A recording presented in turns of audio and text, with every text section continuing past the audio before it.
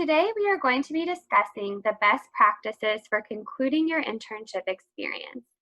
Typically, a lot of emphasis is placed on how to succeed while working at an internship, which is incredibly important. But what many interns do not always realize is that how you conclude your internship is equally important as the work that you do while you are there. So today I'm going to provide some tips and insights for how to end your internship like a pro and how to best leverage this experience for future job opportunities and for building a global professional network. So a little bit about myself. My name is Kelen Townsend, and I am a University Partnerships Manager for CRCC Asia and Virtual Internships. I'm an education abroad professional who's passionate about international work experiences and guiding students in their personal and professional development. I've been able to work on this passion through spending the last 5 years working in higher education in the United States, providing mental health counseling, career coaching, and international education services to college students. So why is it important to conclude your internship well? Why are we talking about this topic? There are several reasons, and I've listed a few of them here. The first reason is that as a young professional, you should constantly be working on your career development. In addition to the skills that you gain, an internship is also a chance to develop your job readiness skills and to learn how to navigate a professional work environment. You will not be working in one job for the rest of your life. So at some point, and chances are at several points throughout your career, you will leave one position for new employment. Concluding your internship is an opportunity for you to practice this process to ensure a smooth transition so that you're able to pursue other opportunities without burning any bridges. The second reason is to ensure a future glowing reference. Employers on average will check 3 references before hiring a new employee. Therefore, it is important to ensure that your internship supervisor will serve not just as a reference, but as a star reference.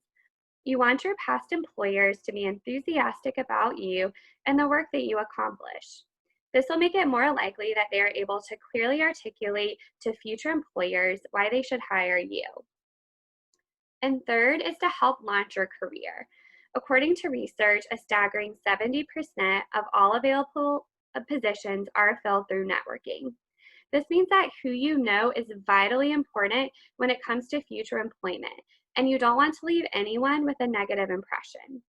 Even if you do not want to be hired full-time by your internship company, chances are your supervisor and colleagues have a vast array of connections in your industry of interest. You want them to not only say that you did good work, but to truly be advocates for you and your career. So for example, in some of my previous positions at universities, part of my responsibility was to manage our office student workers. And at some point throughout the year, almost all of them reached out and asked me to serve as a reference, which I was always happy to do. However, we had a few truly stellar student workers who stood out from the rest. I remember one specifically who took initiative and did work that was truly above and beyond what I asked for. He constantly made my job easier, so not only did I agree to serve as a reference for him, but I took the time to connect him with people that I knew who were in the fields that he was interested in working. And one such contact even led to a full-time job for this student worker, and the company ultimately ended up sponsoring him to get a work visa. While this was a very specific case, what it teaches us is that you really should never underestimate the power of networking. And remember that your goal is not just for your supervisor to serve as a good or an okay reference, but for them to truly be your advocate and want to do all they can to help you succeed. So now that we understand why it is so important to end your internship on a high note, let's talk about the best way to do this. Here's a quick overview of my top 5 tips for how to best conclude your internship experience. We will explore each of these in greater detail throughout the webinar, but the top 5 are to 1, continue to work hard throughout your experience and over-communicate about your upcoming transition. Second, immediately update all of your marketing materials, including your resume, CV, LinkedIn, and reference contact pages. Third is to solidify your global network and connect with as many colleagues as possible through LinkedIn. Fourth is to ask for an evaluation and don't be afraid to do some self-assessment. The last is to be vocal about expressing your appreciation for your host company supervisor and colleague. So diving more into the first tip, which is to work hard and plan for your transition. You should reach out to your supervisor at least 1 to 2 weeks prior to your end date and remind them when it will be your last day of work. Ask about any closeout procedures that are specific to your host company. For example, you may have to delete sensitive emails or company information, or you may have to sign exit paperwork with your supervisor or the human resources department. Exiting procedures vary widely across industries and from company to company, so make sure to reach out for any specific task you need to complete for your organization. After you have reminded your supervisor that your final day is approaching, it is important to commit to working hard up until the very last day of your internship. Do not start to slack off when you know you are going into your last few days, because your supervisor and colleagues will notice if you do. Continue to be involved with the company, attend meetings, be vocal, and make the most out of every day of this experience. You should also take the initiative to work extra hard the last few days to complete any projects that were assigned to you. Your host company will appreciate your effort to not leave behind any uncompleted work. And if you're working on a larger scale project that is impossible to finish within the time frame of your internship, then you need to make sure to do two things. One is to leave detailed notes on what you have accomplished, and two is to articulately explain what the next steps will be. This way, someone can easily step in behind you, finish your work without wasting time trying to figure out what you've already done or what they should do next. When it comes to transitioning your work, a good rule of thumb is to over-communicate and leave more information than you deem necessary in order to successfully complete the project. If you do this, you will continue to leave behind a good impression long after you are gone. The next tip is to begin updating your resume or CV and your LinkedIn page as soon as possible. I always advise students to do this while they are still at their internship. This way, the information is fresh on your mind and you can be as detailed as possible. When updating your resume or CV, the more details you can provide, the better. And you should quantify your experiences wherever you can to highlight the specific work that you did. So for example, let's say you worked at a nonprofit company, helping with donor outreach and doing some social media marketing. Your resume might include a bullet, like an example that I've listed at the bottom of the slide here. And it says, created the Stop the Hate social media and email marketing campaign to reach target audience that raised over $12,000 for the organization and led to a 15% increase in followers. So you can see that they were really able to quantify their work and provide specific examples of what they did for their host company. So in order to create a bullet point like this with these numbers and percentages, you're most likely going to need access to your emails, host company documents, and other things from your host company. So don't rely on the fact that you'll just be able to remember everything that you did at your internship. You should really update your resume and CV and LinkedIn as soon as possible. And the more you're able to highlight the specific work that you did and how you positively contributed to the mission of your host company, the more likely a future company is to want you to work for them. And you should also take the time to update your LinkedIn page. This is a great way for your network to see that you took the initiative to complete an internship and to showcase everything that you learned and the skills that you gained. A great thing about LinkedIn is that you can even link examples of projects that you completed to your LinkedIn page or share posts. So that way future employers have a concrete example of the quality of work that you're able to produce. So for example, you can share articles that you wrote, social media campaigns that you did, web pages you designed or coded. Just make sure to check with your host company first, because you don't want to violate any privacy restrictions or other policies that they have. So once your LinkedIn page is updated and it looks really great, polished, and professional, you will then want to move to the third step, which is to solidify your global network. Make sure you connect with your supervisor, colleagues, and any other interns on LinkedIn. You should always complete this step, even if you've decided you want to pursue another position or work in another industry.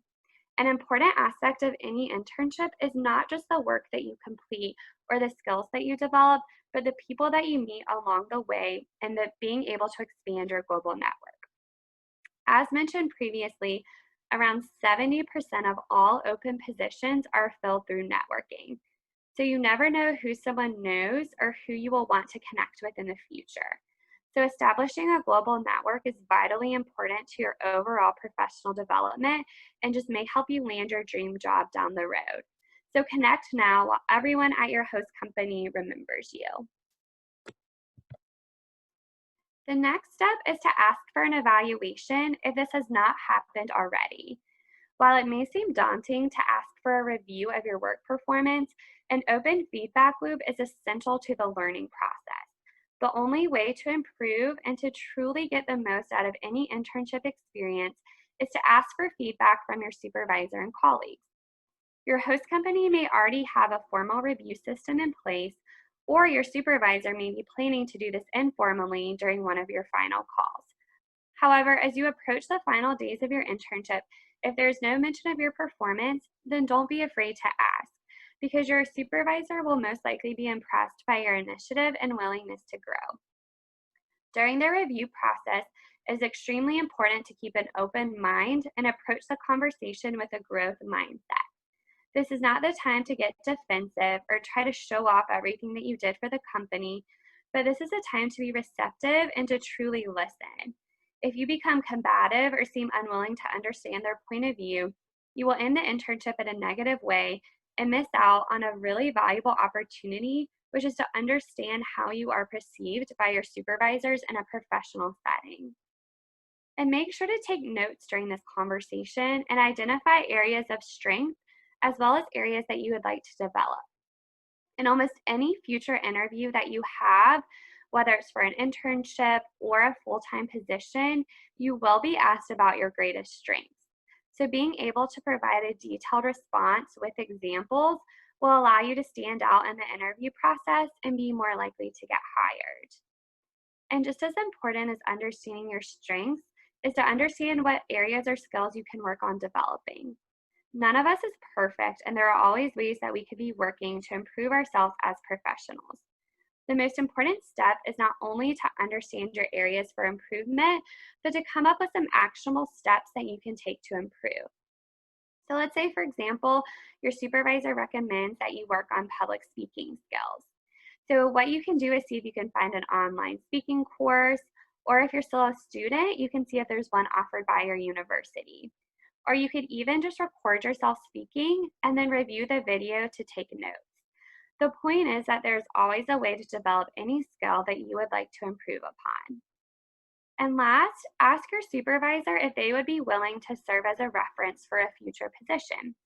Even if you're now not applying to another job or internship, it is the time to see if they would be willing to give you a reference. It's always good to give people warning that you may be asking for a reference down the road. Then when the time comes, if you are in a crunch, you already know that they are willing to speak to a future employer on your behalf.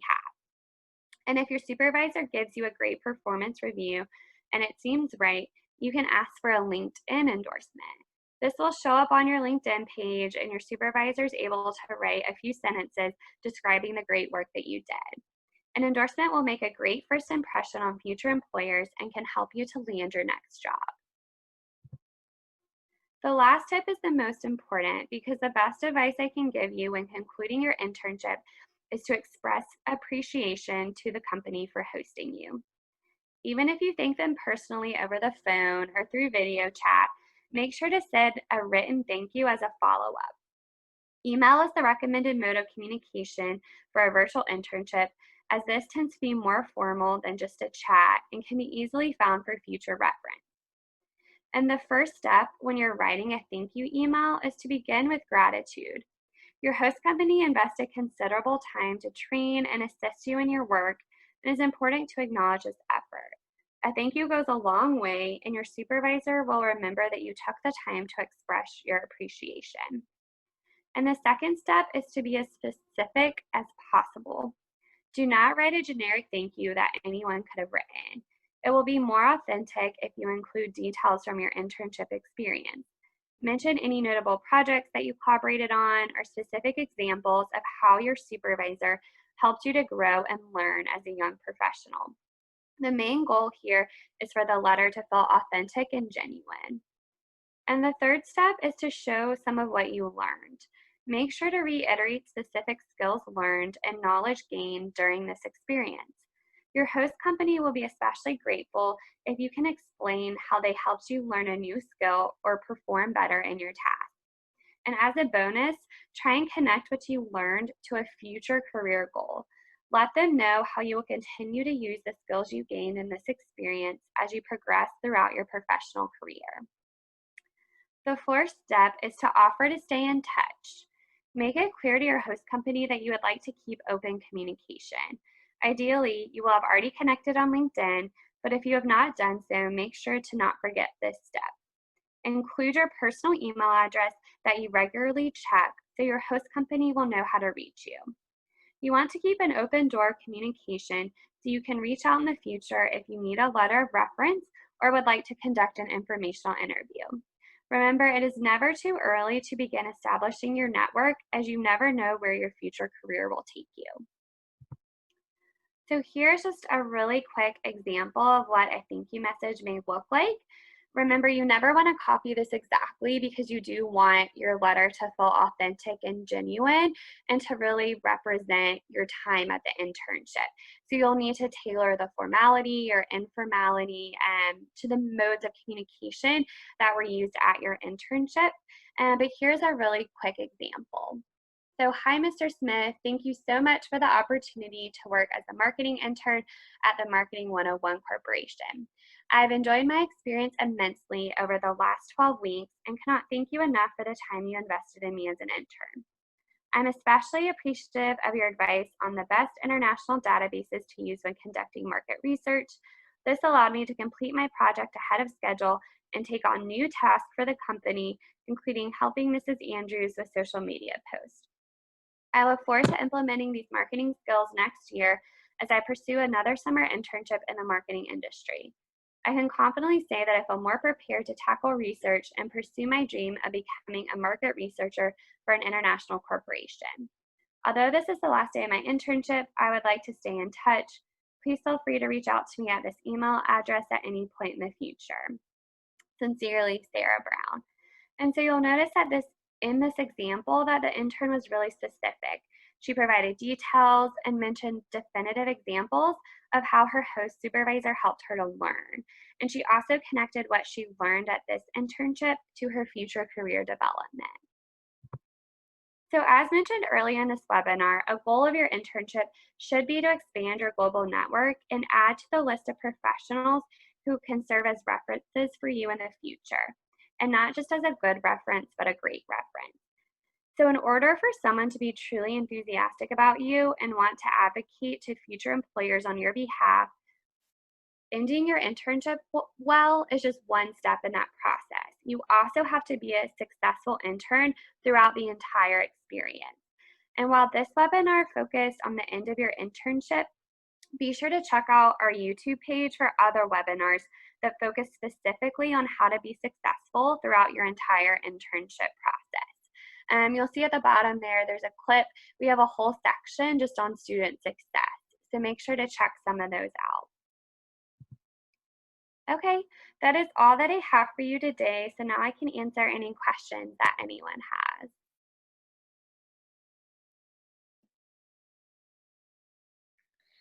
Hi everyone, my name is Jessica and I'm going to be helping Kelen out with the Q&A. So, like as she said, if you have any questions, please feel free to type them into the Q&A chat box and Kelen will answer them for you.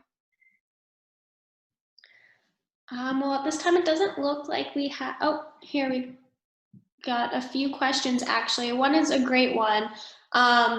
It says, can we ask for a recommendation? I'm assuming they mean their supervisor. Yeah, so if you're asking specifically for a letter of recommendation, I would hold off in asking for just a generic one. Because most times when you're applying to another job or for graduate school or for another internship, you're going to want a more specific letter of recommendation that is really tailored to the job description or tailored to the graduate school that you're pursuing.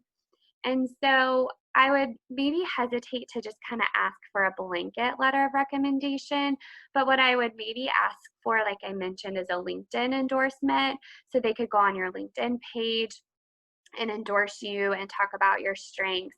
And also just important to keep those communication lines open so that in the future, when you are applying to a specific position, you can ask for that letter of reference, and you can also send over your resume. You could also send over the job description.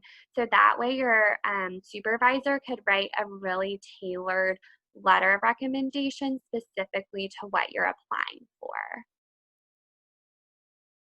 We have another question too, asking about when you would advise the intern to connect with their host company on LinkedIn. Yeah, so the first step is always you want to make sure that your LinkedIn looks really professional and it looks really polished. So the first thing that you'll want to do before you invite anyone to connect, make sure you have a professional photo, make sure everything's up to date, and you don't want any gaps in your skills or experience. So spend some time looking at your LinkedIn profile. You can even ask a friend or mentor or family member to review it for you as well.